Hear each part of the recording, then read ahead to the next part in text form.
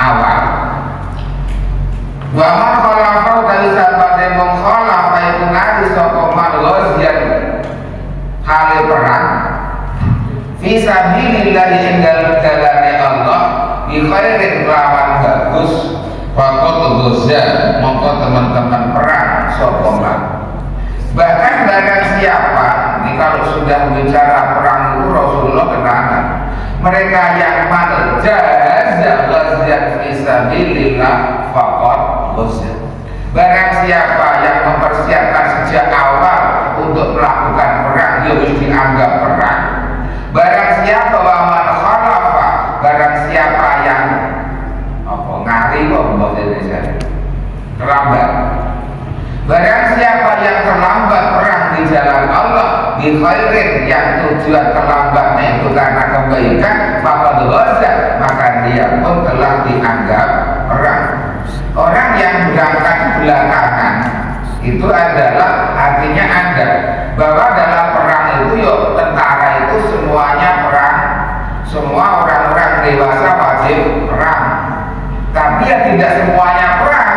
Ada yang tetap di belakang menjaga negara. Lah yang mereka yang siaga menjaga negara tidak ikut perang duel itu pun juga dianggap perang. Aiko mambak daud tegese ngatur sapa man daud ing dalem sabuse perang fi ahli ing dalem jogo ahli dalan wa man yakruhu taro kaya roku wa man yakruhu bi anaba gambare kok ganti sapa man anu sapa man fi muraati ing dalem jogo negara ing dalem negara kaum wa qadama Rabbahu qadha ima rabbahu zaman al-ghaibatihi dan memenuhi apa yang diperintahkan Tuhannya selama para tentara ini tidak ada di satu negara, ada orang yang menjaga satu negara tersebut faqad ghazza maka orang itu tetap dianggap sebagai orang yang ikut perang. Maka jamaah sekalian yang dimuliakan Allah, dan di hadis Abi Hurairah wa an Abi Hurairah yaqul qala Nabi sallallahu alaihi wasallam mani tabasa ay robata mani tabasa barang siapa itabasa ikat farosan jalan nyancang sapa man farosan jalan fi sabilillah ing dalem dalane Allah imanan kelawan iman billahi kelawan Allah wa tasdiqan lan benerake biwa'di kelawan janjine Allah fa inna siba'ahu mongko sak temene warke man wa riyahu lan segere goroane man wa rausahu lan isine man wa baulahu lan muyuhe man fi mizanihi iku ing dalem timbangane Allah yaumul kiamat ing dalem dina kiamat. Artinya barang siapa yang memegang kudanya saja, memegang kuda, memegang peralatan perangnya fi sabilillah di jalan Allah, orang yang mempersiapkan, orang yang memegang kudanya untuk tujuan fi sabilillah, membela kebenaran, melakukan kebaikan, maka dalam hal ini tidak hanya perang tentunya. Lah kalau hanya perang saja berarti hadis ini sekarang sudah tidak berlaku. Kalau fokusnya hanya perang, berarti sekarang hadis ini tidak berlaku. Maka yang dimaksud di sini adalah fisabilillah, segala amal ibadah di jalan Allah. Maka apapun yang kita lakukan, ketika kita melakukan kebaikan di jalan Allah, maka apapun yang kita lakukan itu akan mendapatkan pahala di sisi Allah. Kalau kita nyambut gawe, niat bekerja untuk mendapatkan rezeki yang halal, itu juga namanya perjuangan fisabilillah. Lagi dengan memegang kereta, sepeda motor, ngersii sepeda motor, lapis sepeda motor, ingin bekerja yang hasil kerjanya nanti menghasilkan rezeki yang halal untuk ngasih makan anak-anak, untuk ngasih makan istri, untuk ngasih makan keluarga, itu namanya jihad fisabilillah enggak? Kan jihad fisabilillah. Dengan kamu kerja, anakmu bisa makan. Dengan anakmu kenyang, anakmu bisa sholat, bisa belajar, jadi anak yang pandai, jadi anak yang pinter karena rezeki yang halal. Maka orang mencari rezeki yang halal ini termasuk orang yang jihad fisabilillah. Pokoknya enggak korupsi, nyolong sisi mana, nyolong, rampok, pemenang, gentit, kerja di pabrik gentit. Lo kerja itu benar, hati-hati lo ya, hati-hati. Kerja di pabrik itu halal atau haram? Halal. Mari pun aku gentit.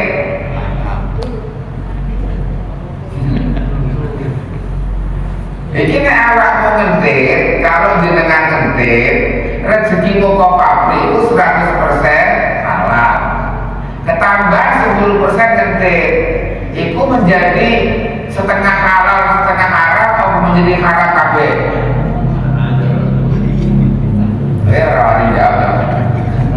Itu menjadi setengah halal, setengah haram, apa hal mutlak, apa haram mutlak.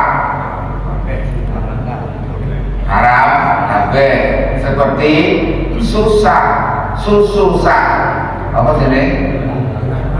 Susu belanga rusak karena tugas setetes. Susu sebelanga rusak karena tugas setetes tugas. Rezekimu sing halal sak ngono kae rusak gara-gara ngentit sing yo gak berjanji. Hati-hati. Sehingga kadang-kadang kenapa dalam rumah tangga kenapa punya anak alasanmu kejere alasannya sing duwe anak terus tak sekolah no tak tekakno guru privat yo tak kokon ngaji yo tak kokon sembahyang ini kok gede ra tau ngitung nek rezekine haram.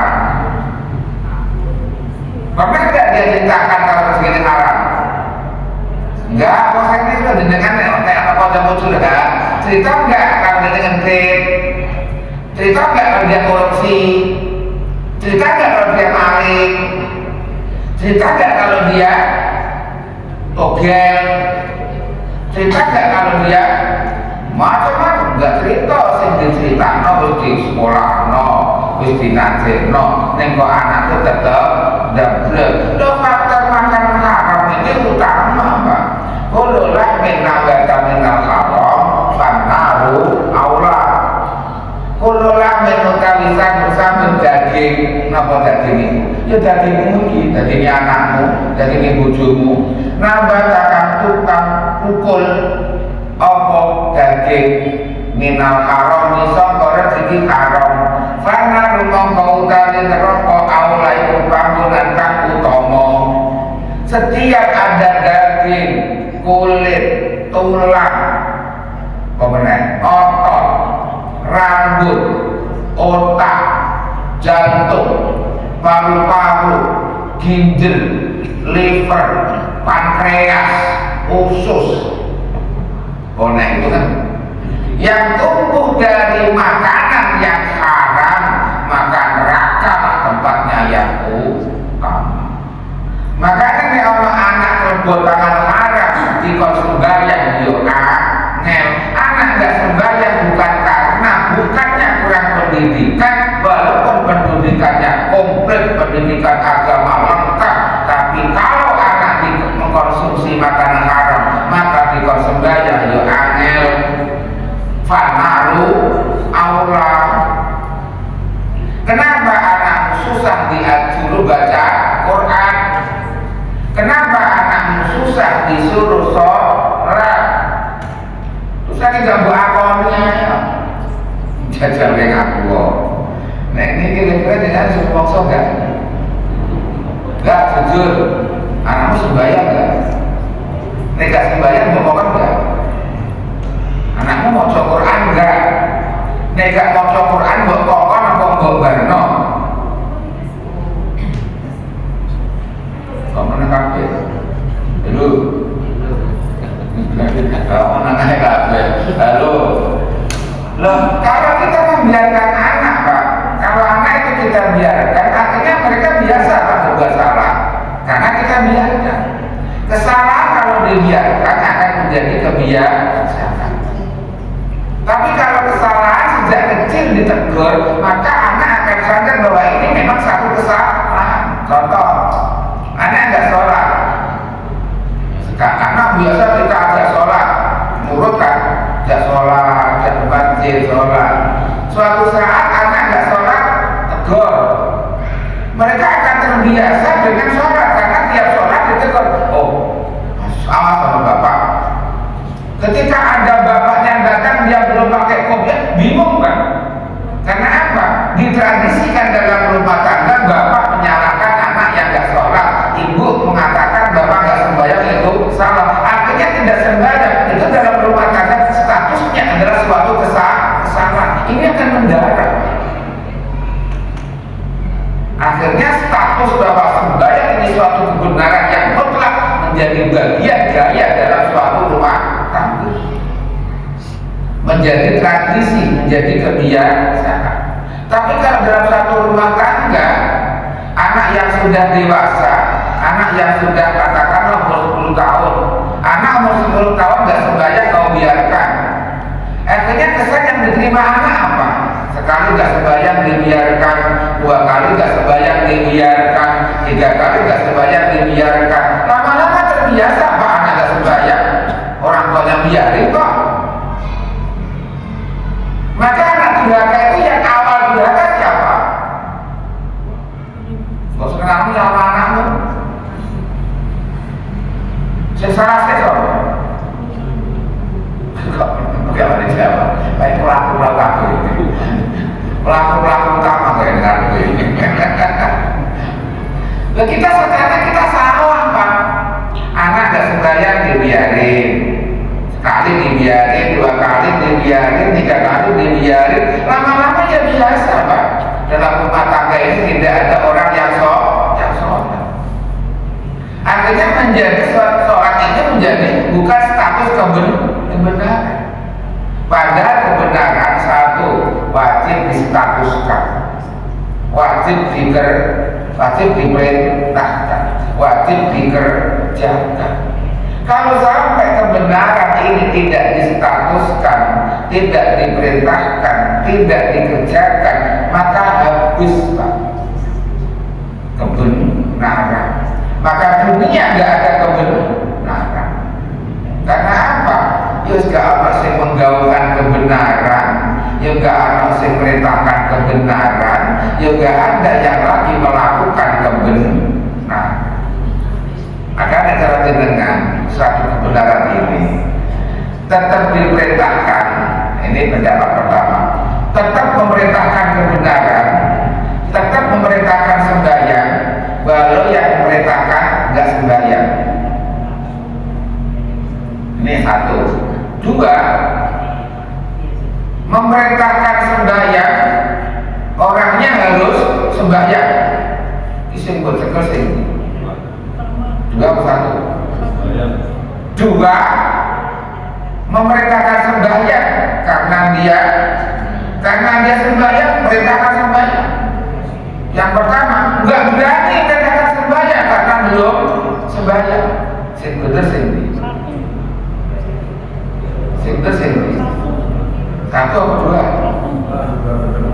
2 atau 1? Mana yang bener ini? Tetap memerintahkan sembahyang baru dia nggak sembahyang. Sembahyang dulu baru perintahkan sembahyang. Rai sama bangun salah satu sama-sama. Ini salah satu. Mana yang benar? Nggak bisa ini. Nggak bisa saya benar. 2, perintahkan sembahyang dulu baru perintahkan sembahyang. Kira-kira besok ini hari Jumat ada nggak kira-kira khotib yang sudah sempurna? Saudara-saudara, mari kita sedekah. Kira-kira khotib itu sedekah apa? Maka jemaah sekalian yang dimuliakan Allah, jadi kebenaran itu tetap diperintahkan walau kita belum bisa mengerjakan. Kalau seandainya anak kita belum bisa baca Quran, nyuruh anak. Karena kita belum bisa baca Quran, akhirnya nggak berani nyuruh anak baca Quran, gitu. Aduh. Apa tetap nyuruh baca Quran? Baca Quran, belajar Quran. Ojo nyuruh bapak sing goblok ben bapak baik, awakmu dadi sing pinter maca Quran. Apa enggak usah motor?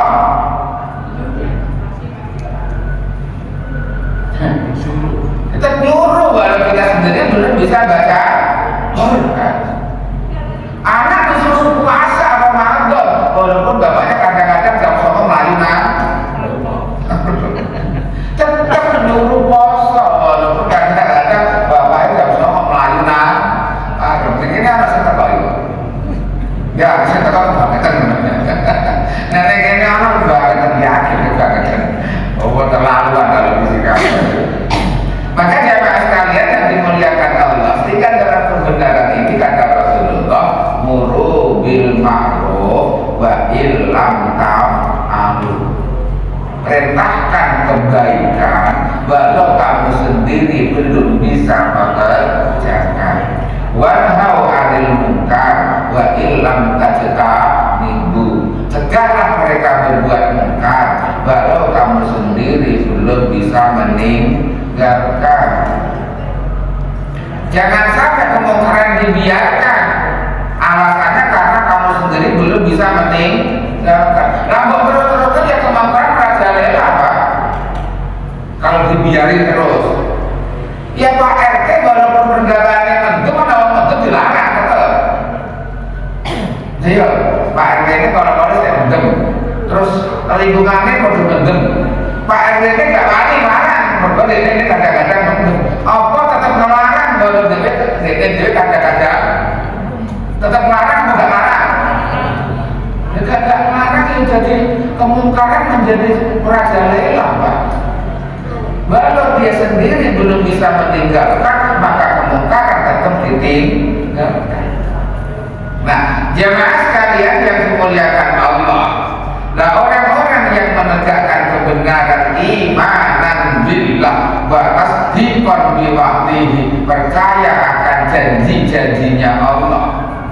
Nek lakoni apa oleh swarga, lakoni apa oleh neraka, ini namanya janji-janji Allah. Wasiqal ladzina amanu al-jannati zumara. Orang-orang iman ya ke surga, orang-orang kafir ya ke neraka. Ojo niru kancamu. Lampus sebanyak barang swarga neraka kok dari Gusti. Iku ora kok. Tapi kan ukurane apa enggak? Elek apa jare? In ghairi wasati minal apa elek kok menungso. Tapi kan di sisi lain wasiqal ladzina amanu ilal jannati zumara. Sing masuk swarga kok sing iman sing beramal saleh. Jangan kemudian berkerodokan elek apa dari Gusti Allah, swarga neraka apa dari Gusti Allah, mari ngono mau sembahyang. Sugih merat apa dari Gusti Allah, gak nyambut. Kira-kira mungkin gak sugih? Mungkin gak kaya dia. Sugih merat apa dari Gusti Allah, tapi gak nyambut. Mungkin gak dia kaya? Surga neraka apa dari Gusti Allah, dia gak sembahyang. Mungkin gak dia masuk surga? Ini namanya orang ngomong kadang-kadang pakai hukum hakikat saja, sementara ada dua hukum, adat dan syar'i. Ini harus sama-sama ditegakkan Pak. Hakikatnya yo mlaku, syariatnya yo mlaku, adatnya yo mlaku. Nek secara hukum adat, wong sugih mergo apa? Mereka apa? Kerja keras, itu hukum ada. Pengen sugih gak nyambut gawe, nyekel kok hakikat sugih melarang apa dari Gusti Allah. Hukum adatnya mengatakan wong sugih mergo kerja keras. Hukum adat mengatakan seseorang masuk surga bukan karena amalnya, seseorang masuk surga karena Allah. Tapi syariat mengatakan orang masuk surga karena amalnya, orang masuk neraka karena amal. Ini namanya hukum syar'i. Ini harus sama-sama dipegang, Pak. Ojo niru kanca musik kopra itu hakikat tok, syariat adat diting. Ya, pengen mlebu swarga gak usah sembahyang, pengen sugih gak usah nyambut waras sama kuculuk. Duit kanca kuculuk bener. Duit apa enggak? Wah, jauh dulurmu ya. Kayak dulurmu ya. Ini belum udah gak wani ngaku itu dulurmu ya. Makanya mau kocelok bahasa ini. Belajar setengah kemauan. Maka orang yang setelah menegakkan kebenaran seperti ini, fa inna siwa awwaliyahu. Oleh karena itu orang yang berjuang dalam kebenaran pakai ngombene, buang airnya, ngisinge, nguyuwe fi mizani yaumal qiyamah, nanti akan ditimbang oleh Allah Subhanahu wa taala, dilebokno amal soleh. Sampai kerja, sampai ngaji, sampai kau ngaji, ini kan bisa dilihat. Terus dengan kok rene ngrasa kalah ngombe pun ditimbang kalau Allah dina kiamat. Ngrasa luwe saku rotine dipangan, Pak. Rotimu ditimbang kalau Allah dina kiamat. Ngombe kakean sampai kudu nguyuhmu ditimbang kok dina kiamat. Kowe ngaji, iku nek misale ngombe, mangan, nguyuh, ngisi, iku ditimbang karo Allah dina kiamat. Saking ngaji iki gak ada nguyuh, gak ada ngisine, aku gak ada ngombene, gak ada rotine. Wis minimal itu oleh tambahan jajanan kok ngombene. Mosok kira-kira besok kok ngombe wong 20. Minimal ini ada nilai lebih, Pak. Ngombemu itu ditimbang kalau Allah dina kiamat. Kan lumayan. Lah kalau kira-kira wa may ya'mal misqala dzarratin khairan yarah, wa may ya'mal misqala dzarratin syarran yarah. Besok niku amal jangankan yang banyak, yang sekiranya sobeane kertas niku napa? Ini kira sok mengaruhi timbangan amal. Apa meneh ibadah sak gelas. Sampai ini gitu Pak, Bapak Yakma Miskola Darroh itu apa? Saatom itu mengaruhi timbangan seperti Nabi Yakma. Kalau ngeten ini ngomong ngene jajan nenek, kalau mau beroblat-oblat atau kono kejagaan loro keuangan, wah timbangannya beda Pak. Aku orang kritik, enggak ngaji. Ini orang terus itu ya alhamdulillah. Ngaji aku ngaji ya aku ngaji. Wa rausahu wa baulahu fi mizanihi yaumal qiyamah, maka wa rausahu isinge wa baulahu muyuwe fi mizanihi ing dalem timbangane Allah yaumal qiyamah ing dalem dina kiamat. Wajar nih, kok nek wong bisa milihlah ditimbang Pak oleh Allah. Paham ya? Mana kadang-kadang yang iman loh. Ini masa jelas kan? Kok nambahin timbangan Pak? Semakin banyak minum, semakin berat timbangannya, semakin banyak makan, semakin banyak timbangan. Kalau perlu sampai nguyuh, nguyuh ingin timbang. Kita nggak tahu nanti sampai nguyuh-nguyuh.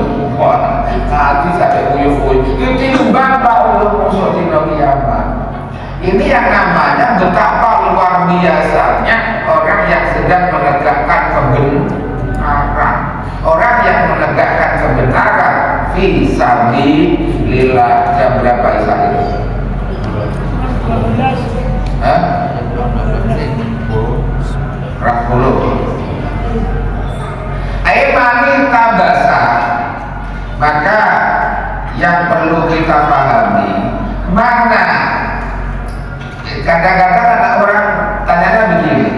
wala mani amin dari hadirin najasa bil mizan kama anna damasai najisun. Ini adalah orang menanyakan masa yang namanya kotoran itu nanti ditimbang oleh Allah di kiamat. Kalau itu yang kita tanyakan misalnya, hukum akhirat dengan hukum dunia bodoh enggak? Ya jangan disamakan antara dunia dengan akhirat. Kalau sekarang ya bodoh mumpuk yang bilani, saiki. Lah tapi kan jadi aman, beda. Sama dengan darah para syuhada. Darah itu nanti sudah darah najis, tapi kalau darahnya syuhada, ya sama kan dengan itu.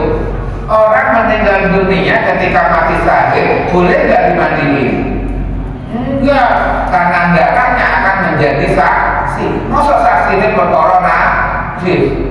Kan itu pertanyaannya. Itu kan hukum dunia. Dan kalau di akhirat beda ceritanya. Maka hadirin najas sambil mizan kama ananda masarik najisun.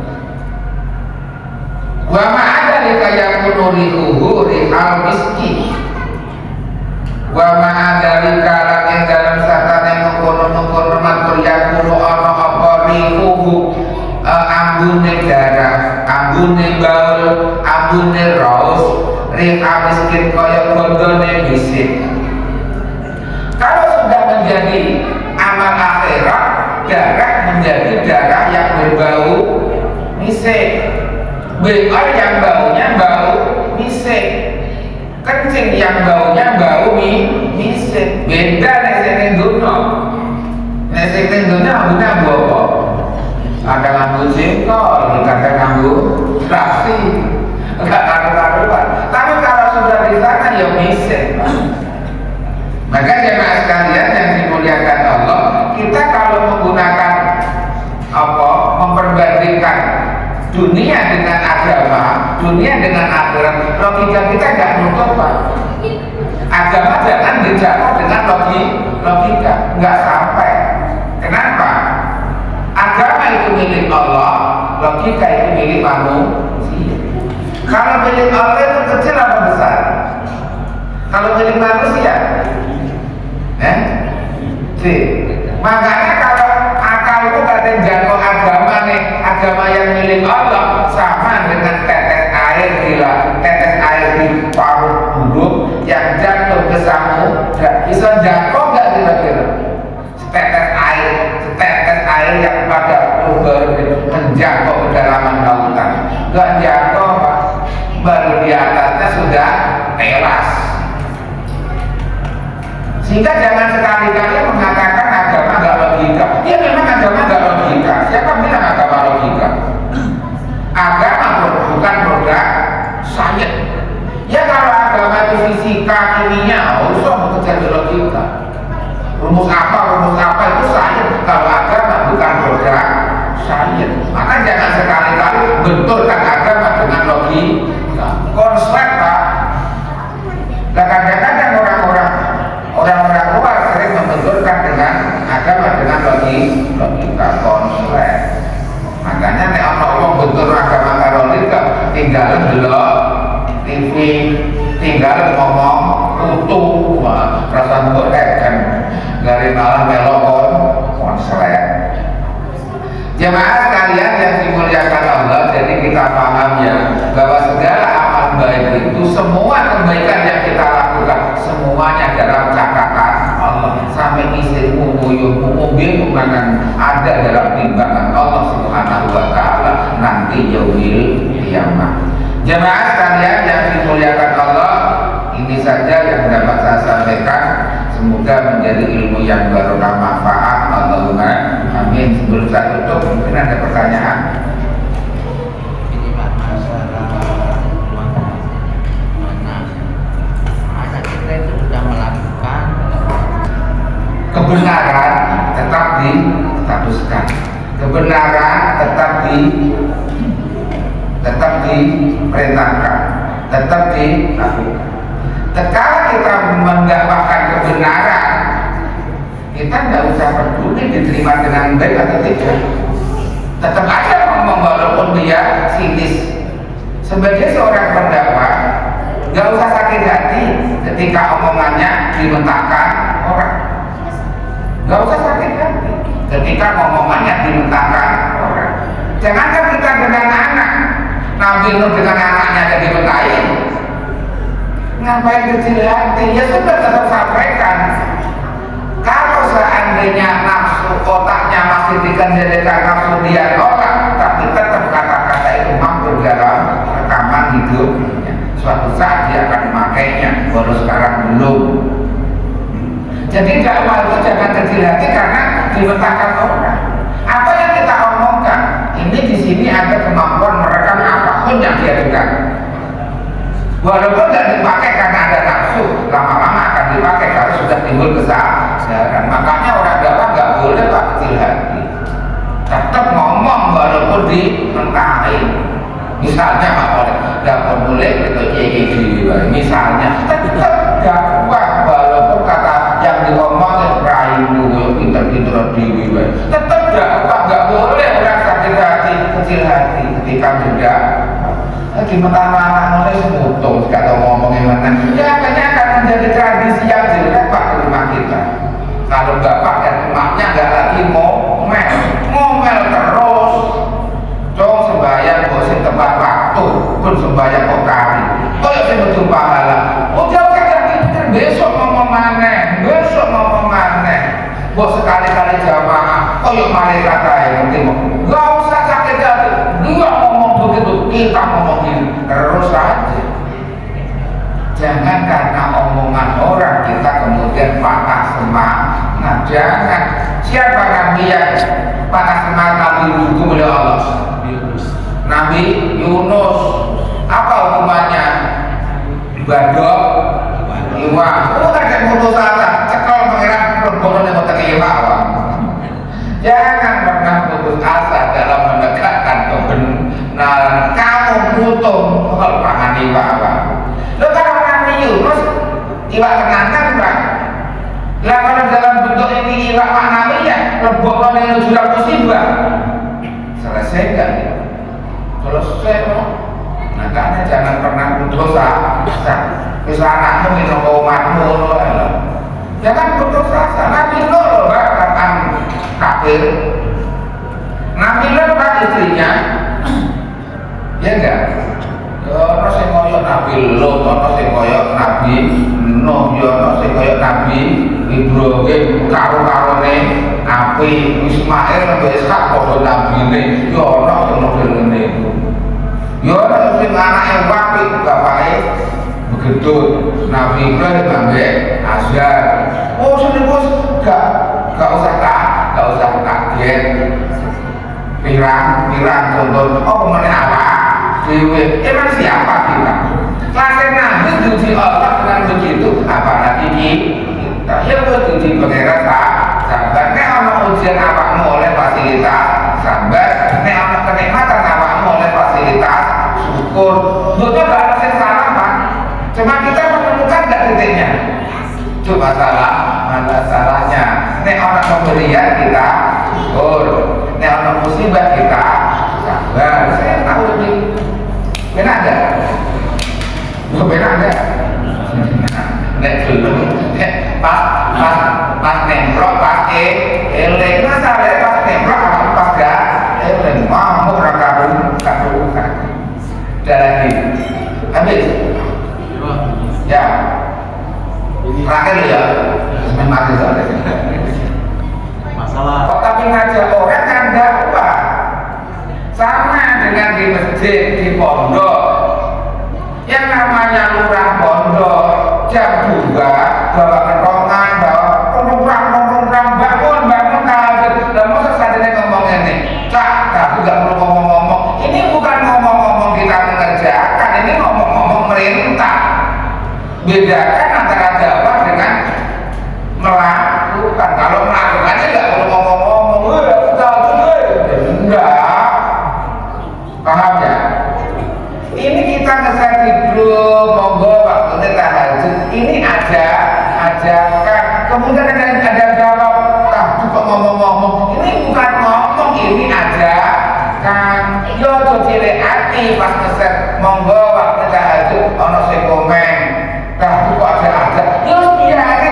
tetap itu lagi. Kebenaran tetap distatuskan, kebenaran tetap diperintahkan, kebenaran tetap dilakukan. Tiga Pak titiknya ini. Paham ya? Jangan kemudian disekaki wong terus menggeser maneh. Mutus asa ya pangan wakut apa namanya mutus asa. Pengen pakai wakut. Wakut pakai wakut. Gue niat dakwah pakai pamer. Masih bener loh. Terus lama-lama bang niat dakwah. Usahakan jangan niat ria, niatnya niat dakwah. Wes perintah Allah kerja ya kerja. Soal belum enggak apa dari Gusti Allah fa'inan huda. Oke, cukup ya. Allahumma fa'inna kula kitabillah maktubiyadi wa fa'na bihi fid darain. Allahumma astru uyubana wa qil hawaijana wa jududinana wa sallallahu ala sayyidina Muhammadin walhamdulillahi rabbil alamin. Akhir kalam, wassalamualaikum warahmatullahi wabarakatuh.